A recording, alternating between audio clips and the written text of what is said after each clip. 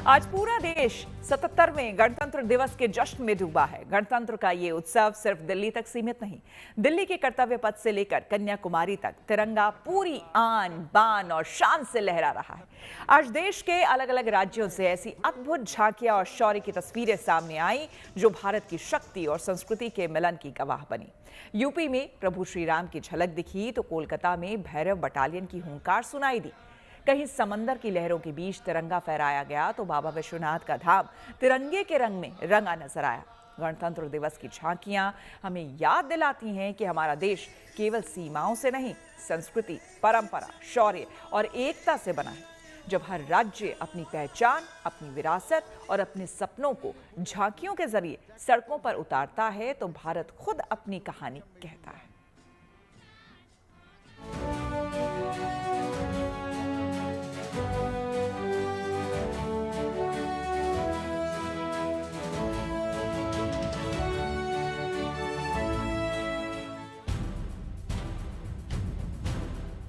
गणतंत्र दिवस की झांकियां परेड का अहम हिस्सा होने के साथ साथ भारत की आत्मा भी होती हैं।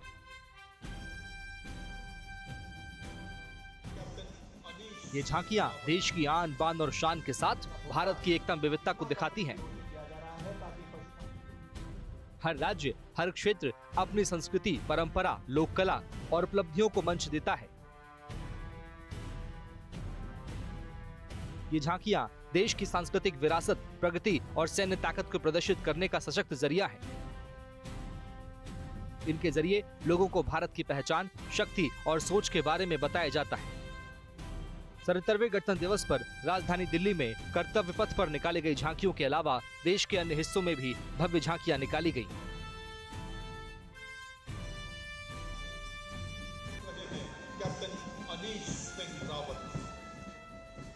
लखनऊ में 77वें गणतंत्र दिवस परेड में सेना के शौर्य और भारत की बढ़ती आत्मनिर्भरता की शानदार झलक दिखी। इन्फेंट्री व्हीकल की गड़गड़ाहट और मार्चिंग टुकड़ियों के बूटों की धमक ने माहौल को देशभक्ति से भर दिया।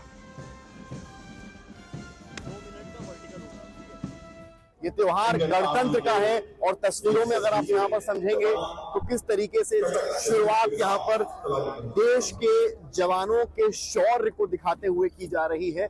किस तरीके से एक के बाद एक जो वॉर मशीन्स हैं या वॉर के दौरान जो वाहनों का प्रयोग होता है वो आपको यहाँ पर दिखाई पड़ेगा। परेड के दौरान नए भारत, विकसित भारत और आत्मनिर्भर भारत की झांकी निकाली गई। यूपी में गणतंत्र दिवस समारोह में पहली बार 9 राज्यों की संस्कृतियों का संगम देखने को मिला। 13 झांकियों ने बदलते उत्तर प्रदेश और वंदे मातरम की 150वीं वर्षगांठ को दर्शाया। झांकियों में अयोध्या और प्रभु श्री राम की झलक भी दिखाई दी।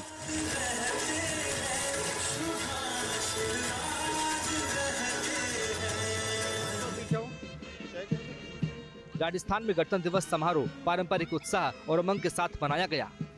आयुक्तालय जयपुर महिला का ये प्लाटून मुख्य समारोह सवाई मानसिंह स्टेडियम में हुआ।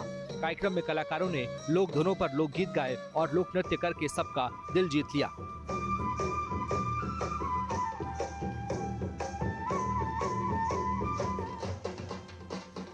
इसके अलावा युवाओं ने अलग अलग वेशभूषा में शानदार परफॉर्मेंस दी। युवाओं ने खास तरह की फॉर्मेशन भी बनाई जो लोगों को खूब पसंद आया।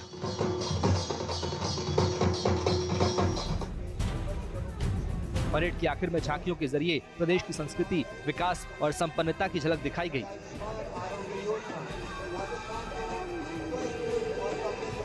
देशभक्ति हमारे देश के लिए मतलब बहुत बड़ा गर्व की बात है कि हम एक साथ इतने सारे जने एकत्रित होते हैं और इतना बड़े प्रोग्राम को करते हैं। ये हमारे 20-25 दिन तक कंटिन्यू होती रहती प्रैक्टिस। वंदे मातरम वाला जो प्रोग्राम किया वो बहुत अच्छा लगा।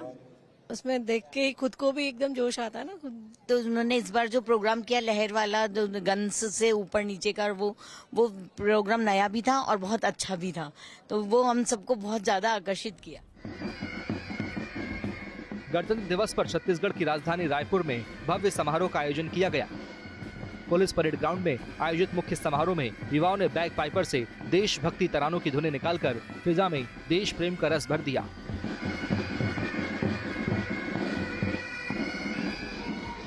सैकड़ों महिलाओं और युवाओं ने शानदार नृत्य की प्रस्तुति से सबका मन मोह लिया।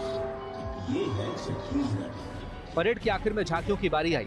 झांकियों के जरिए सामाजिक संदेश दिया गया और छत्तीसगढ़ की कला और संस्कृति की झलक दिखाई गई।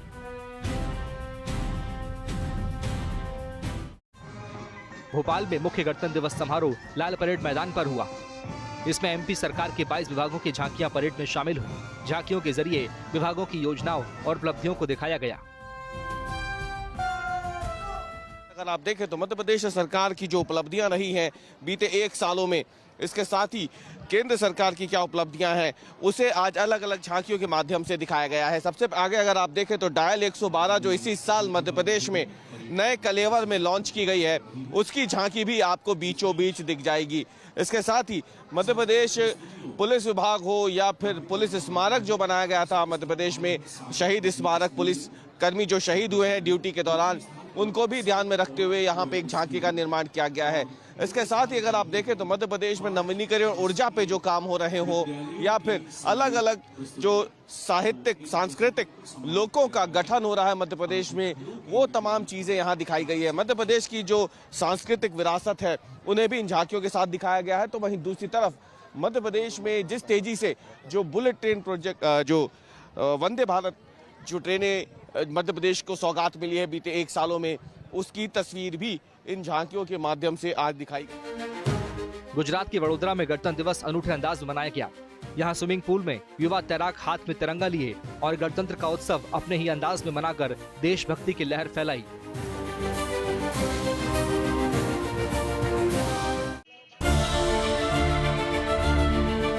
पोरबंदर में भी अनोखे तरीके से राष्ट्रीय पर्व मनाया गया।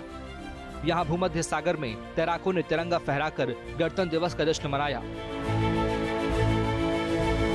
तैराकों ने कड़ाके की ठंड में समुद्र में छलांग लगाई और तिरंगा लहराया।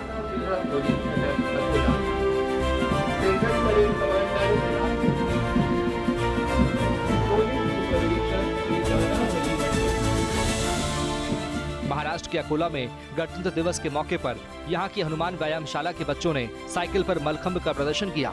इस प्रदर्शन से ये बात साबित हो गई कि भारतीय संस्कृति, शौर्य और देशभक्ति की विरासत को समेटने के लिए हमारी नई पीढ़ी तैयार हो रही है। बच्चों ने इस दौरान शौर्यपूर्ण कर्तव्य दिखाते हुए तिरंगे को वंदन किया और राष्ट्र को सलामी दी। गणतंत्र दिवस पर जो है कवायद हर मैदान पर शुरू है। आप देख सकते हो कि यहाँ पर जो जमीनी खेल है मलखाम जो साइकिल पर है, और आप देख सकते हो कि मलखाम पर ये तिरंगा लेकर ये बच्चे जो है ये बड़े जोश और जल्लोश के साथ अपनी भारतीय और खासकर महाराष्ट्र संस्कृति जो मलखाम की है बता रहे। शिवनगरी काशी में भी 77वें गणतंत्र दिवस पर देशभक्ति और भोलेनाथ की भक्ति का मिलन देखने को मिला। काशी विश्वनाथ धाम में ध्वजारोहण के बाद पहली बार ध्वज वंदन समारोह का आयोजन हुआ। बाबा विश्वनाथ का तिरंगा थीम पर श्रृंगार किया गया। बाबा विश्वनाथ की भक्ति को देशभक्ति के रंग से सराबोर करने की ये पहल भक्तों को लुभा गई।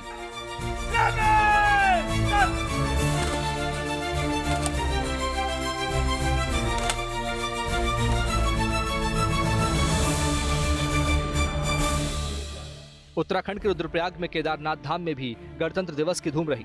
आईटीबीपी और पुलिस के सुरक्षा जवानों ने भीषण ठंड और बर्फ के बीच केदारनाथ धाम में 77वां गणतंत्र दिवस मनाया। धाम में मौजूद जवानों ने मंदिर प्रांगण में ध्वजारोहण किया।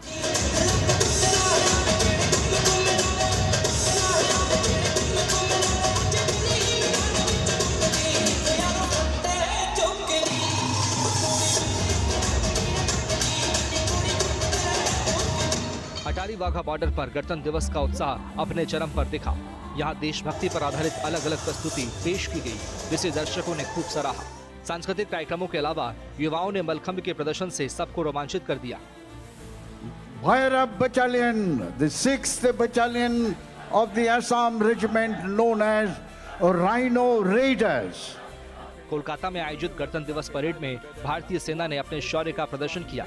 इस परेड में सेना की नवगठित भैरव बटालियन का दल आकर्षण का केंद्र बना।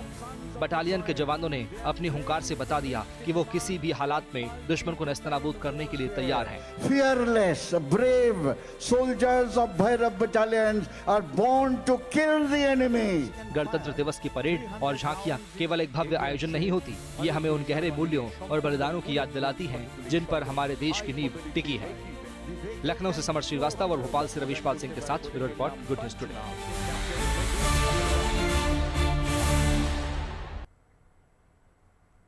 और अब बात सेवा और साधना को मिले पद्म सम्मान की। एक दिन पहले ही साल 2026 के लिए पद्म पुरस्कारों का ऐलान हुआ है।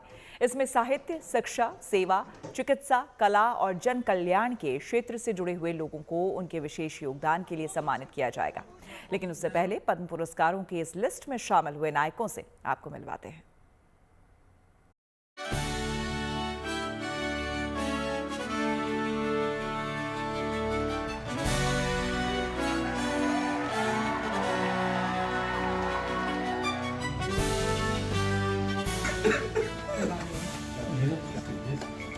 जब वर्षों के योगदान की सराहना होती है, जब लंबे समय तक संघर्ष झेलने के बाद सम्मान मिलता है, तो इंसान पुराने दुखों को याद कर फफक पड़ता ही है। नीलेश भाई मांडलेवाला की भी आंखें डबडबा जाती ही हैं। उम्मीद से कहीं ज्यादा मान सम्मान मिलने पर नीलेश भाई भी अपने परिवार के लोगों के बीच भावुक होकर फफक फफक रो पड़े। नीलेश भाई मांडलेवाला उन नायकों में शामिल हो चुके हैं जिन्हें इस साल पद्मश्री से नवाजा गया है, जिसके बाद उनकी कहानी आम से खास हो गई है। डोनेट लाइफ यानी कि जीवन दान। सूरत में एक ऐसे ही है नीलेश मांडलेवाला, जिन्हें पद्मश्री अवार्ड दिया गया है। नीलेश मांडलेवाला हमारे साथ मौजूद है। पेशे से टेक्सटाइल कारोबारी नीलेश भाई 20 वर्षों से सूरत में ऑर्गन डोनेशन से जुड़ी डोनेट लाइफ नाम की एक संस्था चला रहे हैं, जिसके जरिए उन्होंने अब तक हजारों अंग प्रत्यारोपण में मदद करके लोगों को नया जीवन दिया है। नीलेश भाई की यह सामाजिक यात्रा एक बेटे की पीड़ा के तौर पर शुरू हुई थी। वर्ष 1997 में उनके 70 वर्षीय पिता की किडनी खराब हो गई थी। इलाज मुंबई के हिंदुजा अस्पताल में कराया गया, लेकिन 2004 में एंजियोप्लास्टी में लगाया गया। स्टेंट फेल हो गया और उन्हें डायलिसिस पर आना पड़ा। नीलेश और उनके अमेरिका में रहने वाले भाई ने पिता को किडनी देने की इच्छा जताई, लेकिन डॉक्टर ने उम्र कम होने की वजह से उनकी किडनी लेने से मना कर दिया। इसके बाद पिता का डायलिसिस सूरत के महावीर अस्पताल में शुरू हुआ। अस्पताल में लगातार आते जाते नीलेश मांडलेवाला ने देखा कि ऑर्गन फेल होने वाले मरीज और उनके परिजन किस तरह संघर्ष कर रहे हैं। यहीं से उन्होंने इस दिशा में काम करने का निश्चय किया। मेरे पिताजी का हफ्ते में 2 बार डायलिसिस शुरू हुआ। जब भी मैं डायलिसिस करवाने के लिए अस्पताल में जाता था तो मैं देखता था कि बहुत कम उम्र के लोग भी डायलिसिस करवाने के लिए आते थे। डायलिसिस की पीड़ा तो हमने देखी थी, तो हमने सोचा कि समझो कि परिवार में से कोई किडनी नहीं दे सकता है तो क्या ऐसे मरीजों को लाइफ टाइम डायलिसिस पे रहना पड़ेगा, उनको क्वालिटी लाइफ कैसे मिलेगी। तो हमने देखा कि जो ऐसे ब्रेन डेड व्यक्ति का ऑर्गन के डोनेशंस करवाए जाए तो ऐसे मरीजों को नया जीवन मिलेगा। तो 2005 से हमने मूवमेंट की शुरुआत की। नीलेश भाई की ही तरह कई और नायक हैं जो वर्षों से किसी सम्मान और पुरस्कार की इच्छा के बिना अपने अपने क्षेत्र में अद्वितीय, बेमिसाल, उत्कृष्ट और अतुलनीय योगदान दे रहे हैं। इनमें से एक है गुजरात के ही जूनागढ़ से ताल्लुक रखने वाले मीर हाजी भाई कासम भाई, जो भारत की गंगा जमुनी तहजीब और सांस्कृतिक विविधता का जीता जागता उदाहरण है। कला के क्षेत्र में उल्लेखनीय योगदान के लिए पद्मश्री से सम्मानित मीर हाजी भाई ढोलक वादक हैं। हाजी भाई लोगों के बीच प्यार से हाजी राम कड्डू के नाम से मशहूर है। उसको जो अवसर मिला है वो हम सबके लिए बहुत खुशी की बात है और मैं और मेरा सब परिवार उसको कांग्रेचुलेसन देता हूं और हमारे भारत के यशस्वी वड़ा प्रधान श्री नरेंद्र भाई मोदी का और अमित भाई शाह का खूब खूब अभिनंदन देता हूं। हाजी भाई को सम्मानित किया, हम उसे प्यार से हाजी रमकड़ू बुलाते हैं। एक ढोलक जिसके ताल पे ढोलक घूमता है, वैसे हाजी भाई को आज पद्मश्री मिला है। हाजी भाई को मोरारी बापू की कथा सभाओं में ढोलक संगत करने के बाद पहचान मिली है। उनकी ढोलक शैली की खास पहचान है हाजी भाई की संगीत की दुनिया भजन, संतवाणी, गजल और कव्वाली तक फैली हुई है। 3000 से ज्यादा कार्यक्रमों में ढोलक बजाने वाले हाजी भाई की साधना 9 साल की उम्र में शुरू हो गई थी। दशकों लंबे करियर में हाजी भाई 1000 से ज्यादा प्रस्तुतियों का हिस्सा रह चुके हैं, जिसकी वजह से उन्हें लोक और आध्यात्मिक संगीत के क्षेत्र में एक खास मुकाम हासिल हो पाया। पूरी तमन्ना पूरी होगी, मेरी जिंदगी की सफलता पूरी होगी, पूरी मेरी जिंदगी की तमन्ना पूरी हो गई है। अब कुछ भी ना चाहिए, मेरी जमीन मेरी तमन्ना सब कुछ पूरा हो गया। मोदी साहब ने सब पूरा कर दिया। मैं 9 साल का था जब से मेरी संगीत की दुनिया में मैं चालू हूँ। 9 साल का था जब से मेरी दुनिया ढोलक में मैं चालू हूँ। फिर मेरे फादर जी थे, वो मेरे गुरु थे, वो ढोलक बजाते थे। मेरे फादर पास मैं ढोलक बजा मेरे को सिखाते थे। राजस्थान के अलवर जिले के मशहूर भपंग वादक गफरुद्दीन मेवाती जोगी को भी देश के प्रतिष्ठित नागरिक सम्मान पद्मश्री से नवाजा गया है। पद्म पुरस्कारों की घोषणा के साथ ही अलवर सहित पूरे मेवात अंचल में खुशी की लहर दौड़ गई है। उषा चोमर के बाद अलवर के ये दूसरे शख्स हैं जिनको पद्मश्री मिलेगा, और पद्मश्री की जो लिस्ट आई है और जो पद्मश्री नामों की घोषणा हुई है उसमें इनका नाम शामिल है। और निश्चित रूप से इन्होंने जो अपने जीवन इस भपंग वादन को दिया, उस भपंग वादन को आज एक बड़ा सम्मान, देश का सबसे बड़ा सम्मान मिलने जा रहा है। गफरुद्दीन मेवाती ने करीब 3.5 साल की उम्र में अपने पिता के साथ भपंग बजाना शुरू कर दिया था। हर जगह से, हर क्षेत्र में काम किया हमने। स्वास्थ्य चेतना, जल चेतना और सब जगह साक्षरता, इन सबों में हमने जो जितने भी भारत सरकार की जो योजना चली उन सबों में काम किया मैंने। और अपने भारत का ऐसा कोई मंदिर भी नहीं रहा जहाँ मैंने कार्यक्रम नहीं दिया है। पंढरपुर है, जैसे केरला है, त्रिवेंद्रम है, यहाँ सब भारत सरकार अपने राजस्थान सरकार के थ्रू हमने जाके कार्यक्रम किए हैं।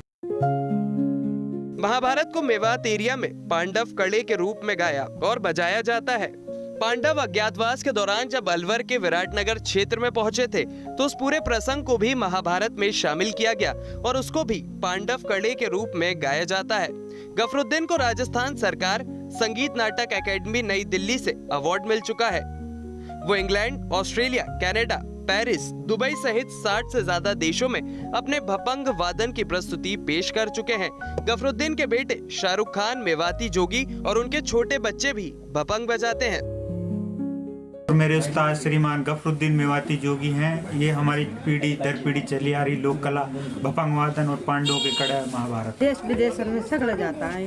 आप भी गए हो कभी प्रोग्राम में साथ? नहीं, मैं नहीं जाती। आप नहीं जाते? नहीं, हम तो घर रहते, हमेशा नहीं, ये अकेला जाते। अकेले जाते हैं और परिवार और ले जाए 10 आदमी, 15 आदमी ले जाता अपने साथ में, पर हम नहीं जाता, हमारा बच्चा ना जाए। कभी आपने देखा इनको बड़े कार्यक्रम में कहीं बजाते हुए या सुना कभी? हाँ, खूब सुने। नहीं, घर के अलावा कार्यक्रमों में? बाहर भी सुनते हैं, दूर से जाकर, ऐसे नहीं बैठते बराबर से। गफरुद्दीन मेवाती के अलावा उनके परिवार ने भी कभी सोचा भी नहीं था कि उनकी यह लोक कला उन्हें पद्मश्री जैसे बड़े सम्मान तक पहुंचाएगी। सूरत से संजय सिंह राठौर, जूनागढ़ से भार्गवी जोशी, अलवर से हिमांशु शर्मा के साथ bureau report, good news today.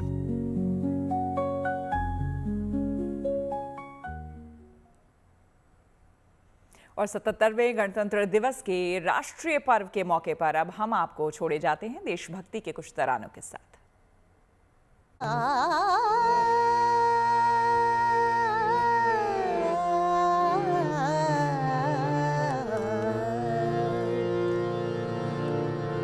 Vande Mataram, Vande Mataram, सुजला सुफला मलयज शीतला, शस्य श्यामला मातरम, वंदे मातरम।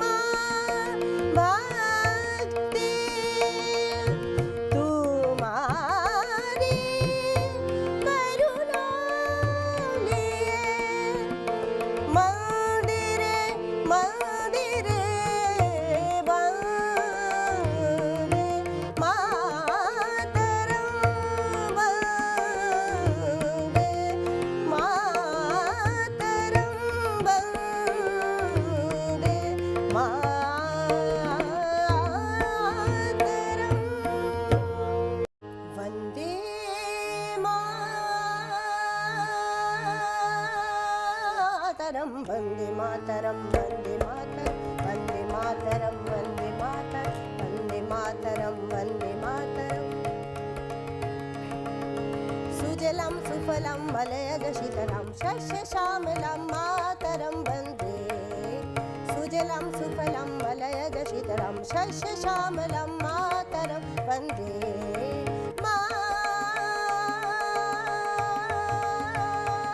मातरम वंदे मातरम वंदे मातरम वंदे मातरम वंदे मातरम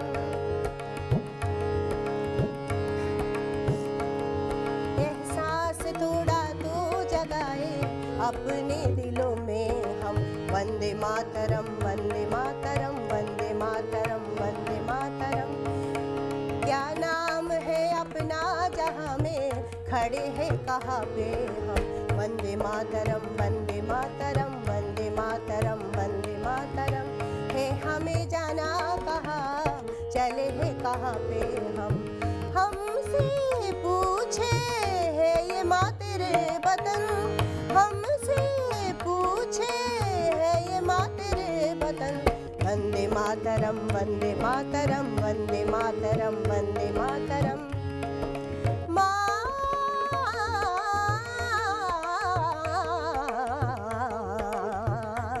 सुजलाम सुफलाम मलयज शीतलम शस्य श्यामलम मातरम वंदे सुजलाम सुफलाम मलयज शीतलम शस्य श्यामलम मातरम वंदे